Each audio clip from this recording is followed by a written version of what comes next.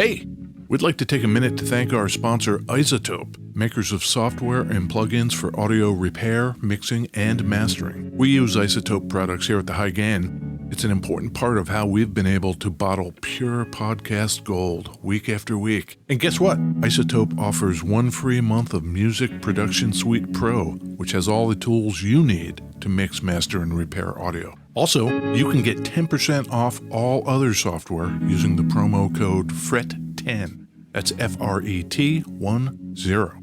All of this is at iZotope.com, IZOTOPE.com.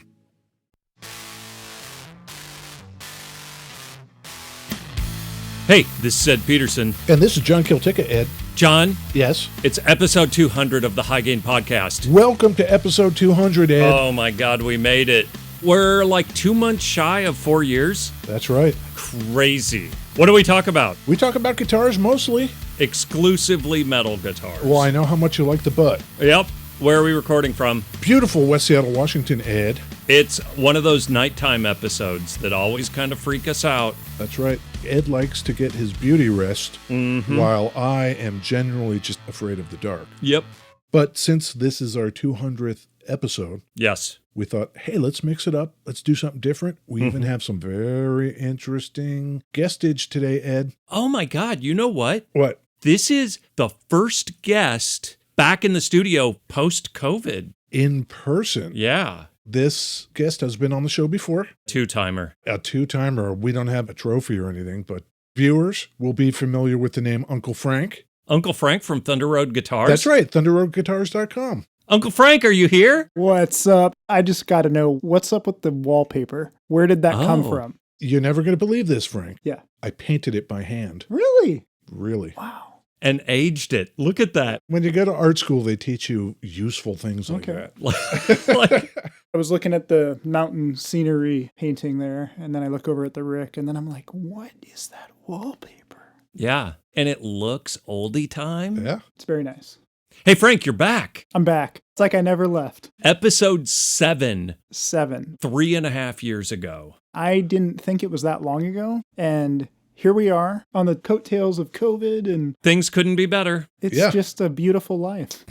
We don't have to ask Frank what he's been doing. He's been having COVID. Well, okay, so early on, I went to NAMM with you guys. We all went to NAMM together. Right? January of 2020. And I'm pretty sure that me and all of NAMM went home with COVID. That's crazy, though, to think that Frank has not been here since 2018. Yeah. Yeah. You know, I remember the guitar we did, too. We did the Bullet Hole Jazzmaster out of this crazy collection in Montana. That was probably the coolest piece of that whole collection. The Jazzmaster was fine. Tell me more. There's a bullet hole clearly in the case of this guitar.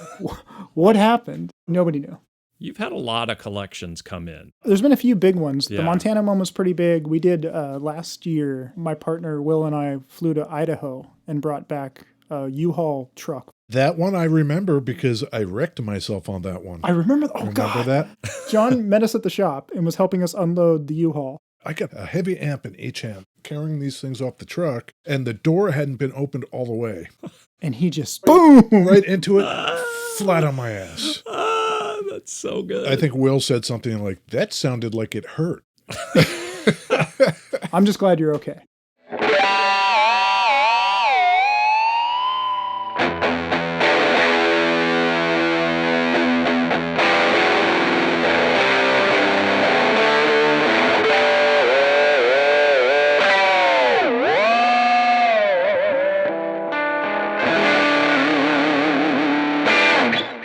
Beverages. Beverages, Ed.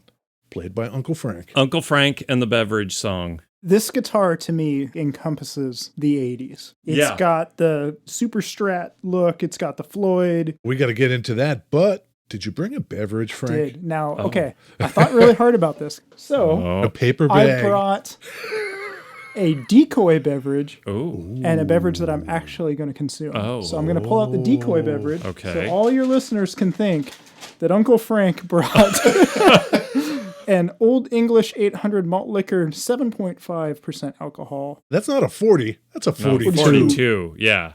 This is what I'm actually drinking.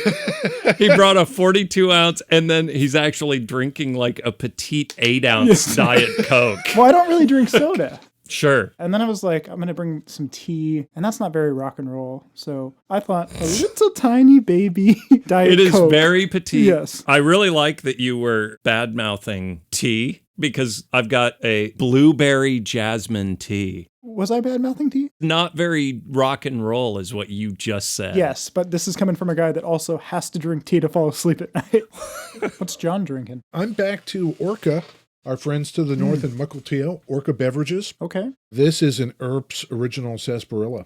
Do you remember the slogan? You thought it was too violent. Oh, is it some shoot 'em up thing? After a hard day of gunfighting, nothing beats a real sarsaparilla. Isn't that a nickname for a beer? It's like root beer. Old-timey stuff. John likes the old-timey beverages. So, Frank, what is this? What did you bring? A 1988 Kramer NightSwan that was the signature guitar for a guitarist named Vivian Campbell. Vivian Campbell, Ed. This guy played in Dio, Oh, Def Leppard, Thin Lizzy, White Snake, Sweet Savage, and then, a whole bunch of other stuff. And they did this guitar in a few different finishes. This finish is called Hollow Flash. Hollow Flash. If you look at it in different lights, it looks like you're on acid. from the factory, when you bought this thing in 88, Yes. it looked like that, right? It's a little banged up, but yeah, it looked like that. The foil looks crumpled up.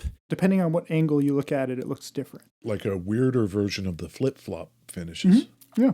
It's USA made, back when Kramer was still mostly US. Floyd Rose, 2 humbuckers instead of HSS or HH, Right. and a really skinny nut. And they did them in a handful of different finishes. This guitar sits in the Frank Gross collection. The private reserve. Yeah. I like to keep it interesting. Well, you've got this and you've got at least one gem, right? Not a gem. It's a Universe. 7-string. So for all you Steve Vai Right. or Korn fans out there. How often do things come in that make it to Frank's private reserve? So we're going on year 11 of being at a store. And I'm going on year 20 working in guitar stores, Yeah. music stores. Over the years, it's taken something really cool or something really unique or really clean to kind of spark my interest just because we see so many guitars Right. every single day. Yeah. And the guitars are the tool to keep the thing moving, right? Right. So I try not to just grab everything that I think is cool because then I would be homeless. Do you have like a mental list of I if used this to. ever comes in? I used to. And that list was pretty short. Yeah. As those things came into my realm, they got checked off the list. Yep. But really the list was like, I want a 50s Les Paul Jr. Yeah. When everything bottomed out in 2008, 2009, economy collapsed, prices of guitars started to fall. All of a sudden, I ended up getting one and I loved it and it was amazing. And then I had to sell it when I wanted to start the store. That guitar paid for our build out in our very first location and our accessory order and like all those things that you don't really think you need to do. Man. I miss that guitar and I know exactly where it is too. Oh, man. I do. It's sitting in a guy's office in Italy right now. The whole landscape of the guitar world has changed a lot in the last couple of years. Were you Not just surprised by that during COVID? Yeah, I think everybody was. All of a sudden there's this thing and it's happening in another area of the world and then, okay, now it's happening here and now it's happening everywhere. Right. And it's affecting everything. Did you think it was going to tank the business? I did. The Saturday before we closed the shop, when all retail in Seattle had to close, we were doing these delivery things. Yeah. Somebody would buy something and Right. I'd drive it up to their house, Right. leave it on their doorstep. Yep. Because people weren't coming in Right. at all. From the end of February until we closed the 3rd week of March, it was a ghost town in the store. Right. But the Saturday before everything shut down, everybody kind of knew. So somebody went to the fridge at the shop and we cracked a bunch of beers. And this is the end of retail as we know it, at least for the foreseeable future. We were maybe not the first death, but one of the first cases was in Kirkland, like 20 miles from here. Yeah. For the US, I think we were ground zero for confirmed cases. Yeah. Right? Where people were like, what is this thing? Yeah. So they shut everything down and I was like, okay, well, if that was it, That was me owning a small business. Oh. It was okay. We just didn't know what was going to happen. Did you see a big decline in internet orders out of the gate? Yes. Oh, no. So March happened, Oh. everything shut down, and everything just kind of did this. Everything did this being contracted with your hands. My hands. Oh, yeah. Frank put his hands together. Yeah. As if around the neck of something. Yes. Yeah, exactly.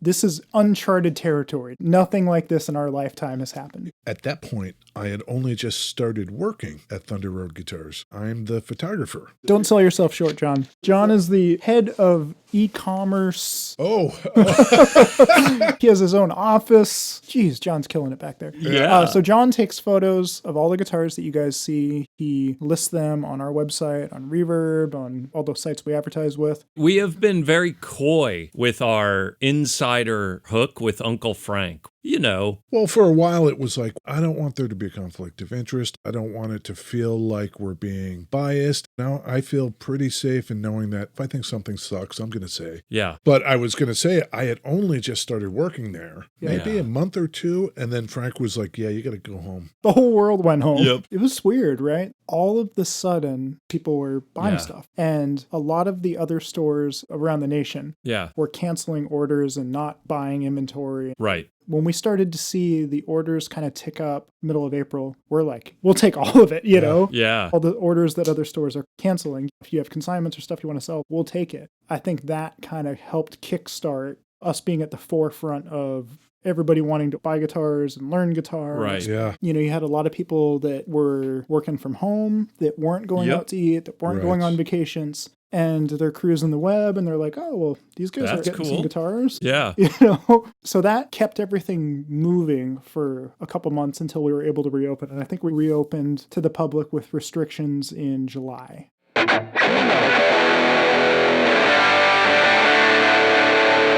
Don't be stingy with the whammy.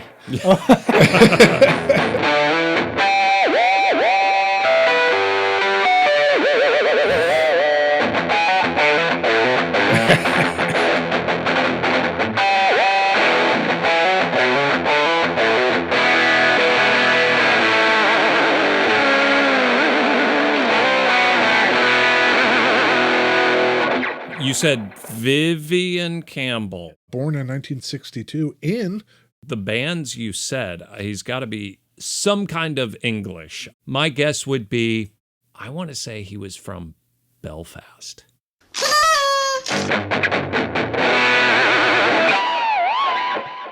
Is that correct? Northern Ireland. Close enough. That's pretty good. That's pretty good. Irish guy. I find that unsurprising from just the band list. He comes over here and starts playing the shreddy boy music. Hooks up with a guy at a trade show, a guy named Buddy Blaze. You know Ooh. Buddy Blaze. Do I? Probably not. Oh, what happened to Buddy? Buddy died just last year, October, November 2021. He was a builder who emphasized customizing stuff. Okay. He gets talking to Vivian, and he builds Vivian a prototype just out of War Myth parts. Oh. And then he, Buddy Blaze, and maybe Vivian also start pitching to Kramer. In fact, Buddy ends up working for Kramer. He goes to Kramer with that IP locked down. For this guitar. Yeah. Hey, Kramer, I'll come work for you. Vivian likes the guitar I made for him. If you put that in production, that would be really great. But I get a cut of every one you sell. Oh, look at my guy, Buddy. Yeah. Businessman Buddy. And Kramer went for it. They hired Buddy. They called this thing the NightSwan and put it out in 1987. Okay. So now here's where we ask Uncle Frank. Uh-oh. In 1987 dollars. How old was I? In $1987, how old was Frank? Yeah. How much would it have cost you to buy a NightSwan? Brand new? Brand new. Hold on, Uncle Frank. You guys going to compete? Yeah, I wrote a number down. You have a number. Okay. I'm going to say this guitar was $11.99. Ed, I think my number is high, what is it? $12.49. Well, I think we know who the professional is here tonight. Uncle Frank got it to the number. No. No, you didn't. It was $11.99. That was totally a guess. I really did not Wow. know that. The reason that I guessed that is because I'm thinking, all right, USA guitar, Right. 80s. It wasn't $2,800. Yeah. That's what I came up with. I have only nailed the number one time. What is that in today's dollars? Yeah, today dollars. That is like $24.99. $29.59. Oh, God. Let's just round up, say it's $3,000. $3,000. A new American Ultra Stratocaster is $2,500. Is it? Uh-huh. Huh. Fender owns Jackson And Charvel. and Charvel. They're doing a lot of overseas stuff, but they do have custom shop, domestic stuff. Jackson and Charvel both have USA custom shops. Yeah, so how do you think the quality compares? The new custom shop guitars that Jackson and Charvel do are amazing. Really nice guitars. I would say they rival the Fender custom shop or the Gibson custom shop. Huh. Targeted at a different player. Right. So this thing, you said Vivian Campbell, but is this a signature model then? The NightSwan was Vivian Campbell's signature model. Okay. You know what I like about it? What? It has one knob, Ed. The only problem with it is that it has 2 pickups. It should be 1 pickup, 1 knob. What's the little squealy harmonic?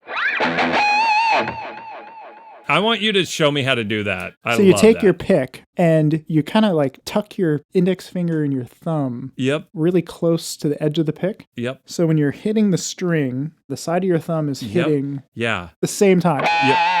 And it does that. And you got to do like the kind of wiggly. Because if you don't do the wiggle, you just get...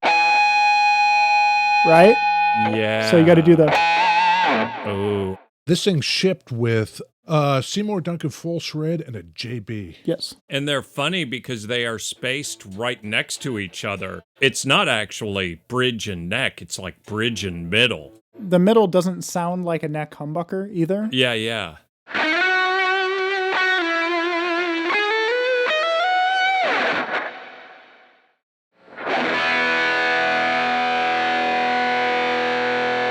Okay, now stop.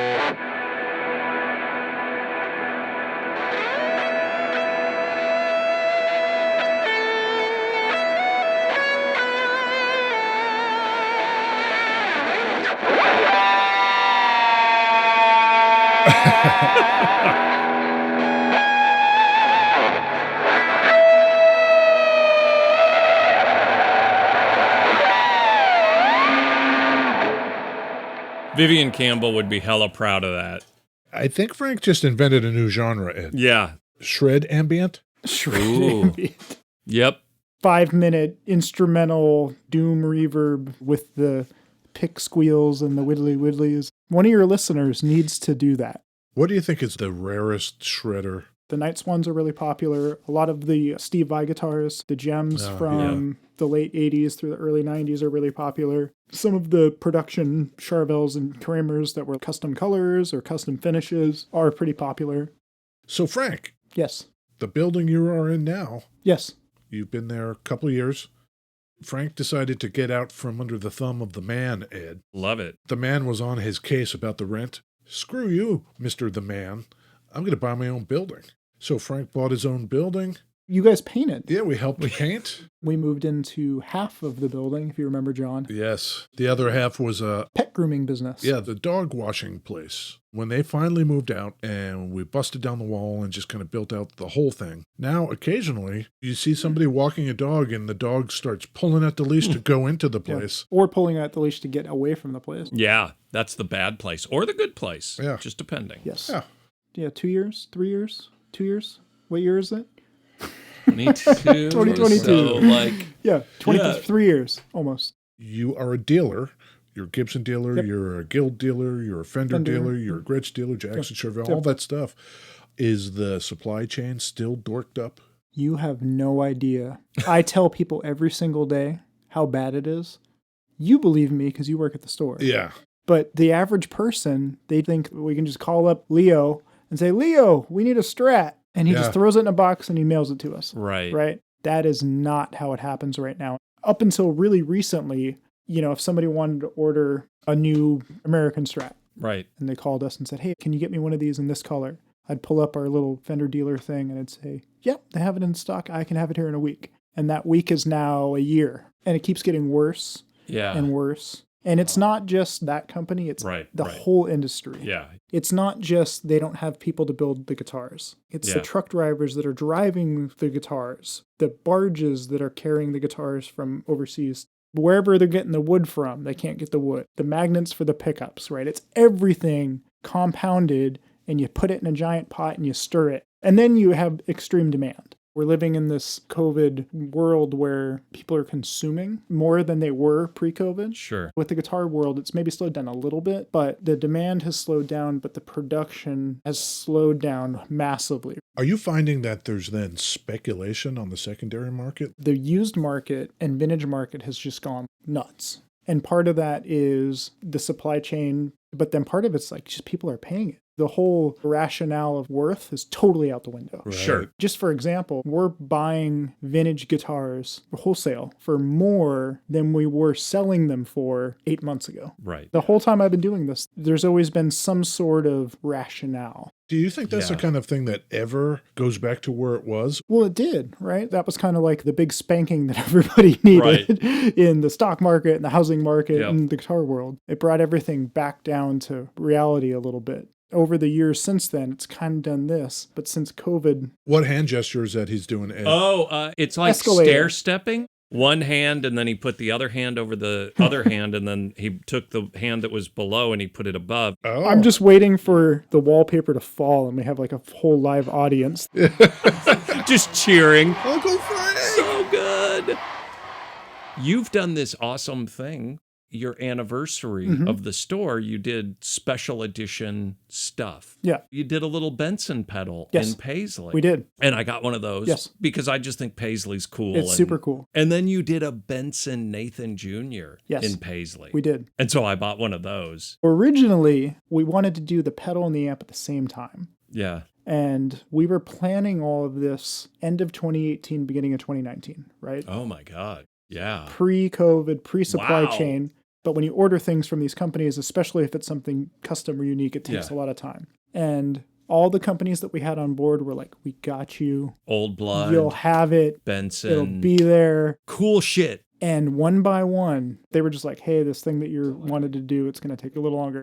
The Benson set, we wanted to do at the same time, but it just couldn't happen. Right. So we're like, all right, we'll do the pedal first, and then whenever they can get us the amps, we'll do the amps. Paisley pedal and Paisley amp. I ordered a guitar from Baranick, Mike Baranick, and he makes these custom guitars. They have this sliding pickup. Well, that's cool. So I pinged him, and I was like, oh, hey, I got one of those Benson pedals and the Benson amps, and Baranick knows Chris. Yeah. So he had him send the Paisley from the amp. Cool. The guitar is going to have that Paisley from the amps. What can you tell us about Gibson? They're the newest of the dealers, right? They're the newest of the new companies that we carry. How are those moving? People seem to like them. Yeah, they're great. Their previous CEO left Gibson in 2018. Yeah. Yeah. So when he left and they got a new CEO, they kind of revamped the Les Paul Standard and SG Standard and tried to make a lot of their instruments more historically accurate. They did some interesting decision-making, too. They're bringing a lot of the Epiphone stuff back to U.S. production. Yeah. Do you guys have any of those yet? We have a USA Frontier. Kind of looks like the Epiphone version of a Gibson Hummingbird. And that was a guitar that they built in the 60s. Gibson USA made, but branded Epiphone. So they're doing that. Weird. They're doing an Epiphone Casino that's USA made that's really cool. That's pretty cool. Yeah. I got to admit something. I always thought that you did that in post. No. I didn't realize that was live. Yeah. So like when you guys did the intro, I assumed that that was just like taped and you guys like played that. There's a certain amount of, he just likes to push things and just watch me like roll my eyes into the back of my head. Just like, oh. Yeah, I'll play ones that will really get him. The Wilhelm scream. Would you say a Wilhelm scream? Yeah, that's the like. It's been kind of a thing with editors and sound guys. Whenever there's a fight or a war, you got to sneak the Wilhelm in there somewhere. The Wilhelm scream is a stock sound effect that has been used in a number of films and TV series, beginning in 1951 with the film Distant Drums. The scream is usually used when someone is shot, falls from a great height, or is thrown from an explosion. There you go. You gotta try it. Try and decide. Is it hello or goodbye? Buy or deny? Frank, would you buy this guitar or not? So there's a really cool story with this guitar. Yeah. This guitar came to us one cold December night. Okay? Okay. This lady pulled up to the shop. It was like 3 days before Christmas. And this van pulls up. Why do I think I was there for this? You were there for this. And she says, "Do you guys buy guitars?" Ooh. And I said, yes, we do. So she starts hauling in case after case after case, right? Yeah. And everything in that pile was like the worst.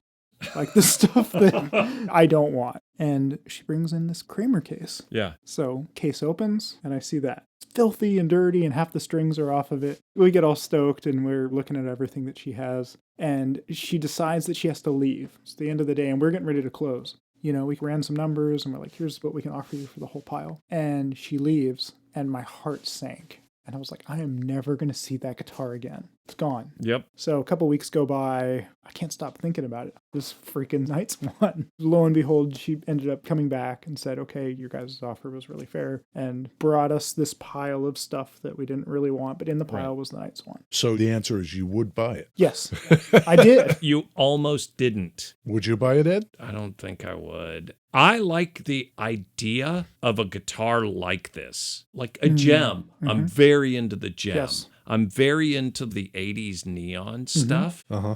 I don't think this one's me. Ah. I'm sorry, Frank. I'm tough, but I'm fair. Every guitar that comes in there, I give them the real. I feel bad, Frank. That's right. But fuck that guitar. Yeah.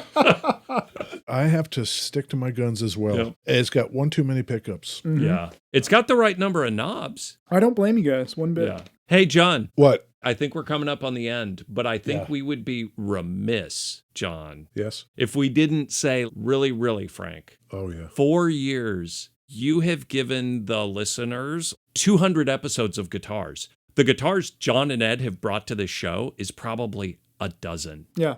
188 of them have been from Uncle Frank. We have some super fans that loan us. Sure. But I would say this podcast would not be this podcast without Yeah. Thunder Road guitars. Absolutely. Thank you. Right at the beginning when Frank had no reason whatsoever Yeah. to give half a shit Right. about some podcast. Episode 1, Yep. when I went in and said, hey, we're doing a podcast. Would it be cool to borrow a guitar? He was like, yeah, go ahead. Like way before John was working there, you were giving us very expensive guitars and just like, bring it back. Don't knock it up. It's easy to be kind with this podcast. So you guys have created and cultivated this family or a group of listeners and friends that visit my store pretty frequently. You know, they'll be in and they'll be talking about the podcast, and that's a cool thing to be a part of. In the shop, this guy comes in with a dog, and we all love the dog, so we pet the dogs and everything. And I go over and pet the dog. I'm like, hey, buddy, how you doing? And the dog gets that weird sideways dog face, and he's staring at me. And I'm like, is he mad? And the guy who owned the dog says, oh, he recognizes your voice. We listen to the podcast every week. That's awesome. Yeah. Anyway, thank you, Frank. Thank you guys. We're going to put pictures of this whole hot mess up there. The guitar, the malt liquor, Yeah. pictures of Uncle Frank. Yep. So anybody who doesn't know what Uncle Frank looks like, It's going to be Don't great. get too excited. so Yep. make sure to go to our socials Yep. and follow, like, subscribe, all that stuff. But Yeah. go to thunderroadguitars.com. Do that. Yeah. Yeah. Look at some cool guitars. Yeah. So that's all the stuff you can do, viewers. Isn't that entertaining? Happy 200, John. Happy 200.